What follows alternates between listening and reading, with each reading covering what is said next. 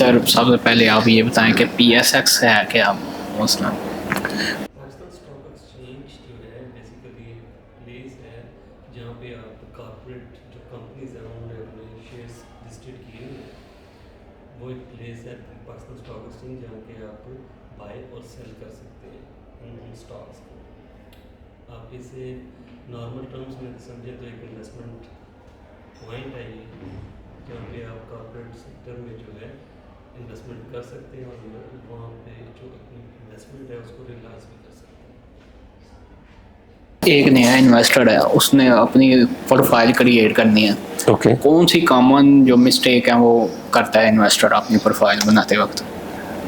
देखिए सबसे पहली चीज़ तो मैं जो समझता हूँ अपने इतने जो मैंने आपको टेन्योर बताया इसमें जो इन्वेस्टर जो है ना बेसिकली वो इन्वेस्टर माइंडसेट के साथ आता नहीं है, समझता अपने आप को इन्वेस्टर है लेकिन उसका माइंडसेट इन्वेस्टमेंट वाला होता नहीं। बेसिकली वो ट्रेडिंग पर्पसेस के लिए ही ज़्यादातर लोग आते हैं मार्केट में। इन्वेस्टमेंट जो है वो 6 महीने साल 2 साल का टेन्योर होता है और जब हम किसी इन्वेस्टर को पोजीशन बाय करवाते हैं तो next a few weeks after वो उसको अगर उसमें लॉस आ रहा है तो वो उसको सेल करने की कोशिश करता है। तो ये माइंडसेट इन्वेस्टर का नहीं है। माइंडसेट इन्वेस्टर के लिए जो है वो एक फाइनेंशियल ईयर जो है पूरा वो उसको देखना चाहिए किसी कंपनी में इन्वेस्टमेंट के बाद, ठीक है, मिनिमम 1 ईयर। तो इस हवाले से जो है मेरे नज़दीक जो इन्वेस्टर है इस माइंडसेट के साथ मार्केट में आए और अच्छे सेक्टर्स को जो है वो एक्सप्लोर करने के बाद इन्वेस्टमेंट करें उनमें।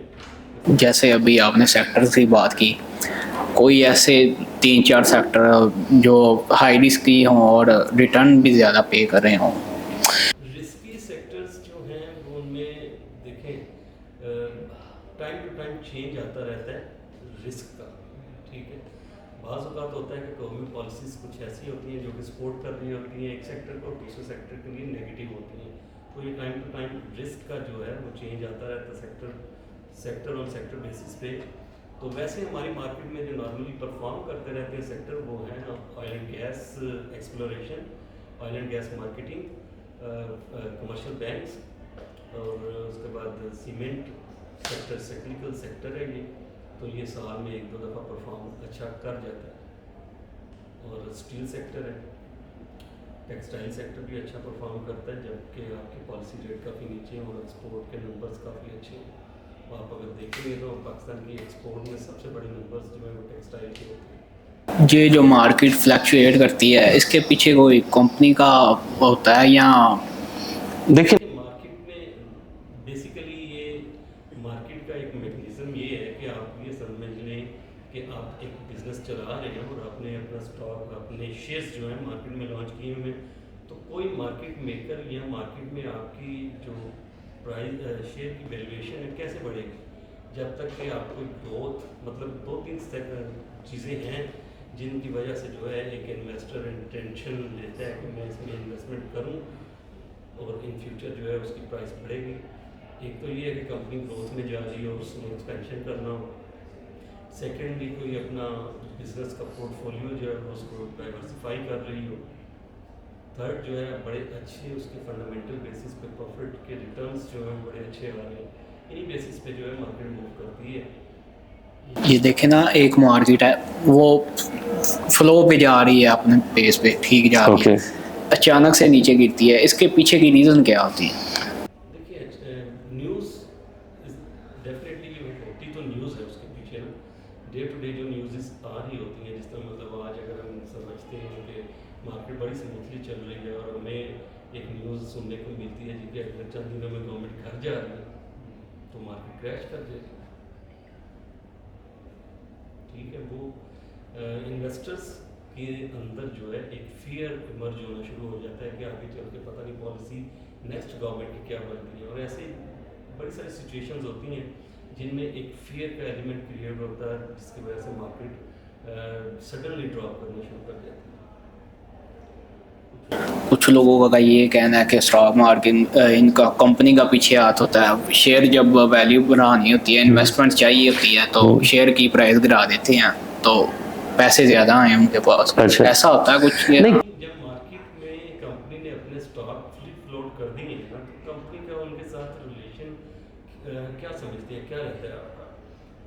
मैंने अपने स्टॉक मार्केट में लिस्ट कर दिए। फॉर एग्जांपल मैंने 1 लाख शेयर अपना मार्केट में फ्लोट कर दिया होगा, कंपनी तो बायबैक करने चाहेगी नहीं अभी, कंपनी का उसमें इंटेंशन है नहीं, ठीक है। तो प्राइस एप्रिसिएशन जो है मार्केट मेकर या मार्केट स्पेकुलेटर जो है वो ही उसकी प्राइस को ऊपर लेके जा रहे होते हैं, लेकिन उनको एक बेस चाहिए होता है प्राइस को ऊपर लेके जाने का। तो बेस उसके पीछे ये है कि मार्केट में कुछ कंपनी में कुछ पॉजिटिव डेवलपमेंट्स आ रही हो, तो कंपनी का प्राइस के साथ इतना ही रिलेशन होता है। और सेकेंडली कंपनी को अपनी शेयर की वैल्यू का जो है इंटरेस्ट इसलिए रहता है कि ऊपर रहे हमेशा। उन्होंने फाइनेंशियल ईयर क्लोज करने पे जो है अपनी एक मार्केट वैल्यू देनी होती है बुक्स में, तो वो मार्केट वैल्यू अगर ऊपर होगी तो उनका कैपिटलाइजेशन बढ़ जाएगा। ब्रोकर फी अपनी चार्ज करते हैं, एक इन्वेस्टमेंट किया, कुछ स्टॉक्स की जो है ज़्यादा फ़ी होती है, कुछ की कम होती है, इसके पीछे क्या रीज़न है? रीजन कोई भी नहीं है, बेसिकली एक नॉर्मल स्लैब है एसएससीटी ने जो कि किया हुआ है डिफाइन मिनिमम स्लैब जो है, हम तो नॉर्मली वही चार्ज करते हैं 0.03 पैसा और 0.15% of the value whichever is higher. तो 0.03 पैसा अगर आप कैलकुलेट करेंगे तो अराउंड 20 रुपये, 20 रुपये तक की वैल्यू के शेयर पे 3 पैसे कमीशन चार्ज हो रहा होता है। जब ऊपर जाएगा तो कॉन्ट्रैक्ट की वैल्यू के हिसाब से 0.15% चार्ज होना शुरू हो जाएगी। एग्जाम्पल है उसमें 100 रुपये वाला जो अगर शेयर है तो उस पर 15 पैसे का कमीशन चार्ज हो रहा होगा, और अगर 200 का है तो उस पर 30 पैसा। इसी तरह मतलब जब प्राइस बढ़ती जाएगी शेयर की तो कमीशन बढ़ता जाएगा।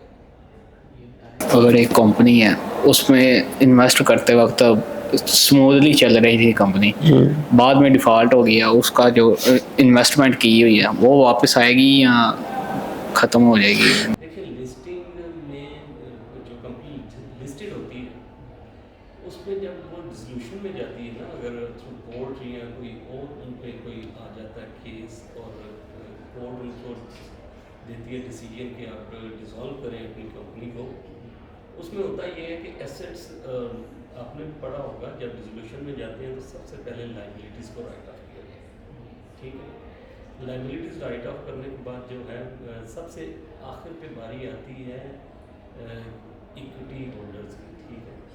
अगर तो लाइबिलिटी राइट ऑफ करके और बाकी सारी एप्लीकेशंस जो डिसोल्यूशन में जो डिसॉल्व कर रही है कंपनी, चार्टर्ड अकाउंटेंट्स या कोई और अपने हायर किए हुए हैं, उनकी सबकी फीसिस वगैरह पे ऑफ करके अगर कुछ बच रहा है तो फिर आपको मिलेगा कुछ, नहीं तो company is limited to the extent of your investment, ठीक है।